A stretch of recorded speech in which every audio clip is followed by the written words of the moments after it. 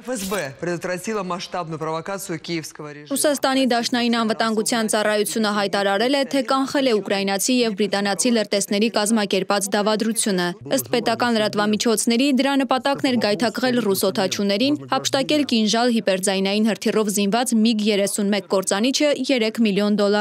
Նախ խոստացել էին 1 միլիոն, ապա 3-ը, եթե կինժալն էլ հետը լինի։ Իսկ երբ օդաչուն ասել է, թե վայրեջքից լավ չի գլուխանում, խոստացել են հեռավար դասընթաց։ Դեռ հայտնի չէ այս սակարկություններն ու խուսանավումները լրտեսական խաղի ավելի մեծ ծրագրի մաս էին, թե ոչ, համենայն դեպս կործանիչի առևանգումը ձախողվել է։ Անվտանգության դաշնային ծառայության տվյալով առևանգված օդանավը պետք է թռչեր դեպի Ռումինիայի Կոնստանցա քաղաքում գտնվող ՆԱՏՕ-ի ավիաբազա իբր հարվածներ հասցնելու համար, որտեղ սակայն կործանիչը խոցելու էին հակաօդային պաշտպանության ուժերը։ Ռուսական կինժալը ավիացիոն բալիստիկ հրթիռ է, որը կարող է շատ մեծ արագություն զարգացնել եւ մանևրել հակաօդային միջոցների համար անկանխատեսելի թռիչքուղիներով։ Ըստ Reuters-ի, Ռուսաստանը վաղուց է Մեծ Բրիտանիային համարում իր գլխավոր թշնամին։ Մոսկվան մեղադրում է Լոնդոնին Ուկրաինայում պատերազմը հրահրելու, իսկ բրիտանական հետախուզությանը այդ երկրին մի շարք ռազմական գործողություններում օգնելու մեջ։ Մեծ Բրիտանիան համարում է, որ Մոսկվան կայսերական նկրտումներով հողեր է զավթում Ուկրաինայում։ Լոնդոնը բազմիցս զգուշացրել է, որ ռուսական հետախուզությունը փորձում է քաոս սերմանել Մեծ Բրիտանիայում եւ Եվրոպայում ժողովրդավարությունը խաթարելու համար։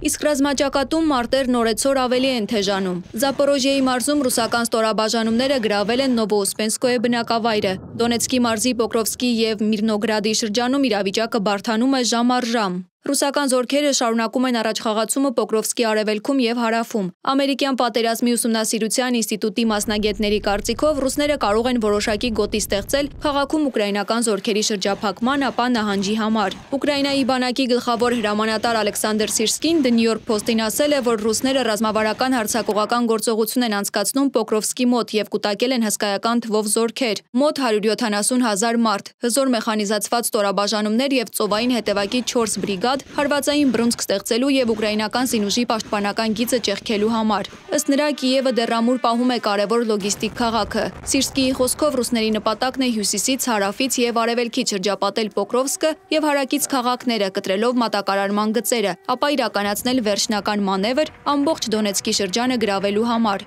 Միևնույն ժամանակ Ռուսաստանի պաշտպանության նախարարությունը պնդում է, որ ռուսական ստորաբաժանումները վերահսկողության տակ են վերցրել Կուպյանսկի արևելքում գտնվող նավթաբազան։ Իսկ վերջին ժամի դրությամբ ամբողջովին գրավել են քաղաքի արևելյան հատվածը, շարունակելով շրջափակման մեջ հայտնված ուկրաինական խմբավորման ոչնչացումը։ Պոկրովսկում ռուսական գրոհային խմբերը առաջ են շարժվել կենտրոնական շրջանի հյուսիս-արևմտյան եւ արևելյան թաղամասերում, ինչպես նաեւ երկաթուղային կայարանում, մեկ օրվա ընթացքում գրավելով 256 շենք։ Շարունակվում է Դոնեցկի շրջանի Ռոկ բնակավայրի մաքրումը, որտեղ ռուսական զինվորականները գրավել են 100 շենք։ Այստեղ հետ են մղվել ուկրաինական ստորաբաժանումների շրջափակված խմբավորման համար սողանցք բացելու նպատակով 7 հարձակումներ։ Վերլուծաբանները զգուշացնում են, որ եթե Կիևը ձգտի Պոկրովսկը պահել ցանկացած գնով, առանց համապատասխան ուժեղացման, դա կարող է հանգեցնել քաոսային եւ արյունալի նահանջի, որը նման կլինի այլ կարևորագույն հենակետերում կրած պարտություններին։ Մերի Դանիելյան, Reopen Media։